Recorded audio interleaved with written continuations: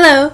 I received some questions about my 3D class. I'm taking Professor Barbier, I think is how you say his name, and I will show you some of the projects that I have that have not been destroyed through trying to stack them together because I have limited space in my dorm. So I'll be showing you the projects I'm currently working on and then all of the people that I made for the human project. Unfortunately, my other two projects that I didn't survive that well. So I think I made a video of that and I will post the link to that below if I did make the video, and if I didn't, then I guess I'll try and reassemble it or find pictures of it or something. I know I have pictures. So let's get this started. This is the small version of the current project I'm working on. It was to make an interior space. He showed us how to fold the paper and make it do different shapes and how he wanted it to arrange, and he wants it so that it creates a path going all the way back and the space gets smaller. And this is the big one that is nearly finished. And the little space back there doesn't like staying as open as what it should. It's a little better, but it's not the best. So with this, we made the interior space small. He said what we needed to change on it. We made a bigger version. He said what we needed to change on it. After we changed that, then we can add paint to it. But on the back half, like I would paint right here, for example, and that would make it have the glowing effect. Like how you can see the color yellow here. You don't actually see the paint, you see the reflection of the paint, and you see how this looks blue. That's a reflection of the paint.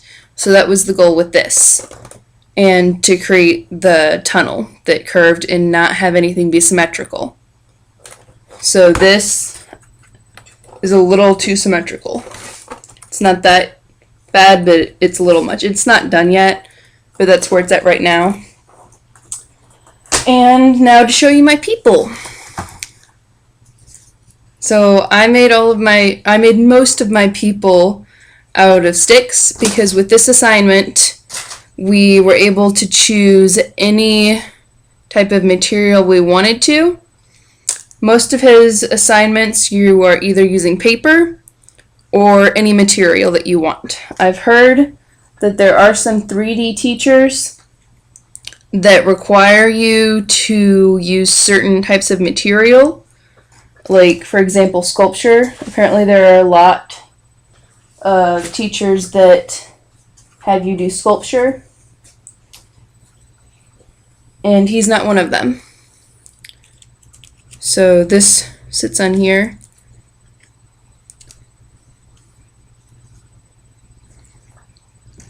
Yeah. With it, the way he teaches, well, for homework, he assigns 3 hours of work during the week and 5 hours of work during the weekend. Obviously, there's no way that he can tell exactly how many hours you've spent on there, but you can tell if someone spent like 20 minutes on it or if they've been spending a lot of time on it.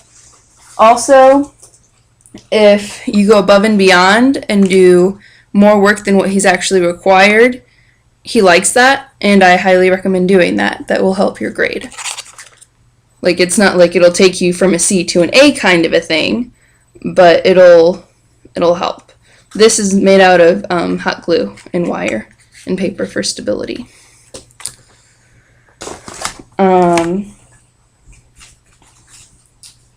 So in class, he gives you the assignment. Sometimes it's written out exactly what he wants, sometimes it's not.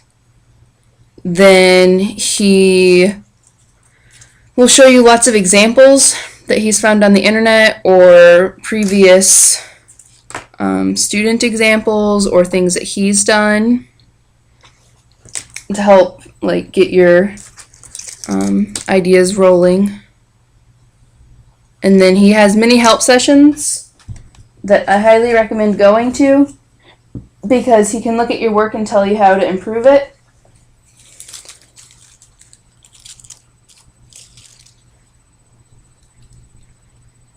And sometimes they're in the building, and sometimes they are at a park. One of them was at a park. And some of them are official help meetings, and some of them aren't, but they're all very helpful. He tries to be funny. Sometimes he is. Sometimes it's not as funny as he would like for it to be. He is not quite 60 years old. And he's an easygoing guy. I really like having him for a teacher. I highly recommend having him for a teacher. This is made out of wire, and it actually stands, but not all that well. And then this one moves.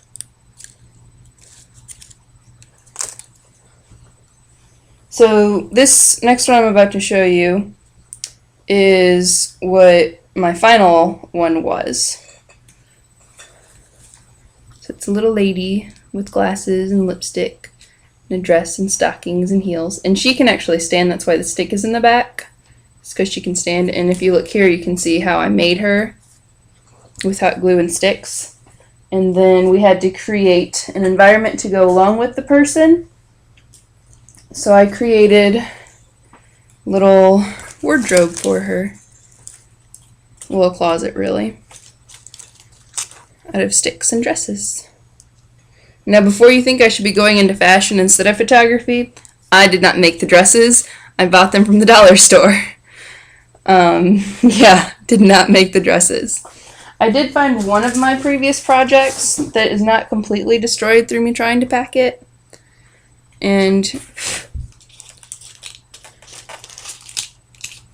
here it is. I did make a tiny one of this and another one similar to this, and currently those are on the wall. The wall is where all of the fantastic work from the class goes. So if your work was absolutely amazing and it's like the best of the best, and some other person's amazing and the best of the best, it'll go on the wall. And then everyone in the building can see it in the hallway. So 2 of my pieces are there right now. So I can't show them to you. But as I said, I think they're in another video. If not, I'm sure I have pictures of them, and sometime I'll get around to putting pictures together. I have a program now that can edit my videos. Before I did not. Well, I had one, then it stopped working. Now it's working again, I think. So now I should be able to edit my videos and be able to put pictures in and different things like that. I have to test that out to make sure, because I haven't tested it. It just actually opened this time, where before it wouldn't open for me. But I was mainly wanting to show you my things that I made in my 3D class. If you have any other questions, feel free to ask. I'm at the Savannah campus, in case if you did not know that. That's where I currently am. So yeah, ask me any questions you have about SCAD and I'll try and answer them. Bye!